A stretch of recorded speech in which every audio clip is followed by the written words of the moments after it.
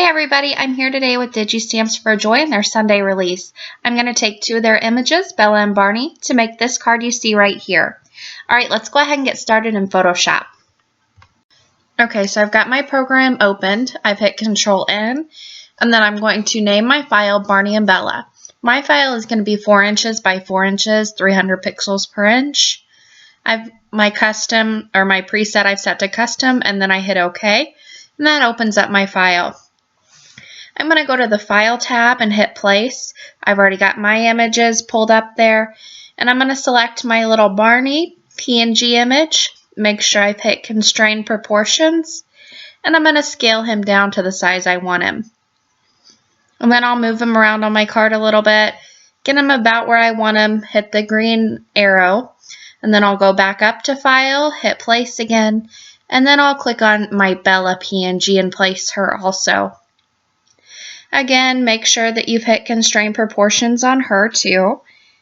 I'm going to scale her down to be about the same size as Barney, and then I'll move her over on the left-hand side.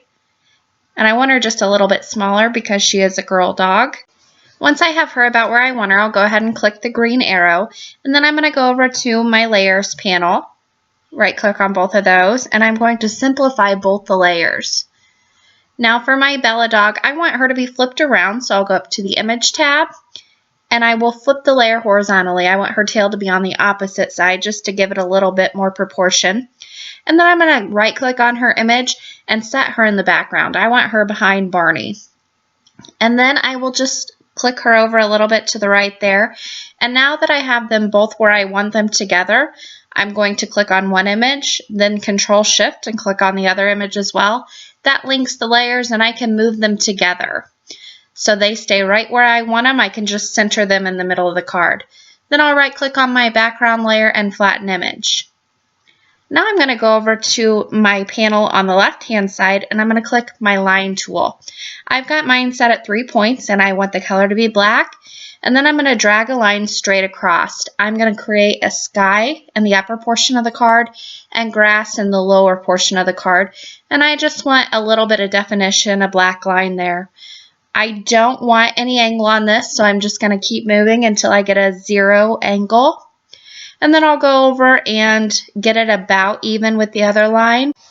Again, I'm going to drag this line all the way across. I want a 0 angle, but on this one I screwed up. And you can go and you can fix this if you want. For me, it's just easier to delete the shape and do it over again. So here I'm just going to hit delete, and then I'll drag it across again. And this time make sure that my angle is at 0. As you can see, my left-hand side line is a little bit thinner. That's just because my two lines aren't even. So once I get that drawn in, I'm going to go ahead and click Shape 1.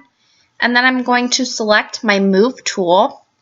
And then I'll just move it up and down until I get it the same width, which means that they are even on the same line. And then I will go to my background layer. I will right-click it, and I will flatten the image. And then I'll just print that out, and I'm ready to go. For my card panel, I wanted to use my Distress inks to create a sky and also some grass. But I needed to mask off my puppies in order to do that because I wanted to color them with some colored pencils later on. I didn't want to risk putting masking paper through my printer. So what I decided to do was I just grabbed some rubber cement. You can get it in the kids section at just about any craft store. You can get it at Walmart, Target, anywhere you might be at. I'm sure they have some. But I just took that and put some on a clear acrylic black. And then I've just got a cheap paintbrush that I'm using to paint on the rubber cement on both of my dogs. I put on a really thick layer. You do not need to. This can be a thin layer and it will work just as well.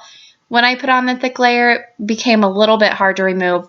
It didn't ruin my image, but it was just harder than it needed to be. So there you can see I have both of my images covered, and then I'll set that aside to dry. Now I've taken just a piece of scrap paper and I've masked off with my line there. And I will use my green Mowed Lawn Distress ink to create the grass. I've also got some Salty Ocean, and I'm going to create the sky with that. Now with your rubber cement, you do not want to rub on it, just kind of pounce lightly. You're going to have a little bit of a buildup on your image once you get done with your distressings. Just take a baby wipe and lightly wipe that away before you start to try and peel away your rubber cement. Then I took a paper towel. I had to start mine with that because I put on such a thick layer. If you put on a thin one, your finger will probably do the trick. But just start to rub away your rubber cement. And underneath, you'll have a nice white image that you can now color. I'm just going to finish rubbing all that rubber cement away. And I just used a paper towel to buff away any little extra pieces that might be there. And there you can see my nice white image ready to be colored.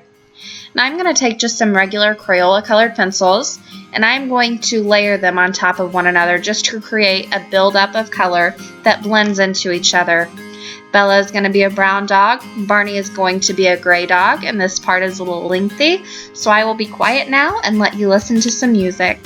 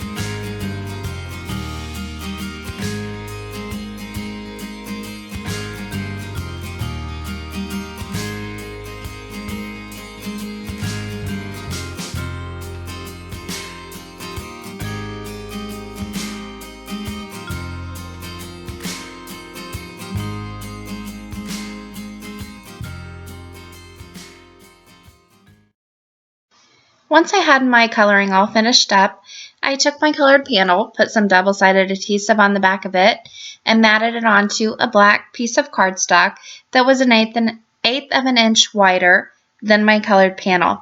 Then I took some fun foam and mounted it onto a gray card base that I had made that was 4 1/4 by 4 1/4. As you can see, I have to rip mine off quite a few times before I get them just right.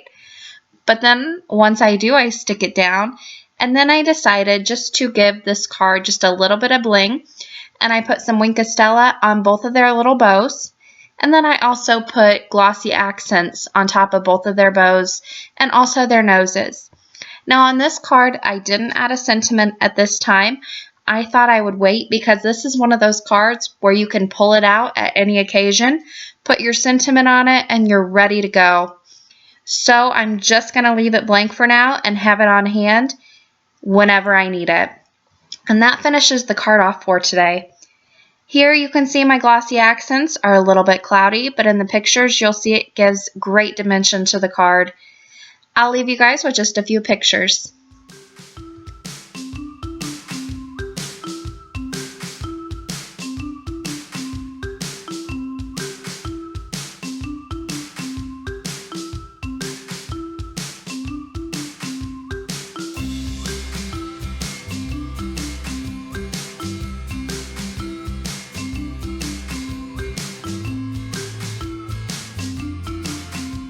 For more information and a complete supply list, you can head on over to my blog, craftingwhilecaffeinated.wordpress.com.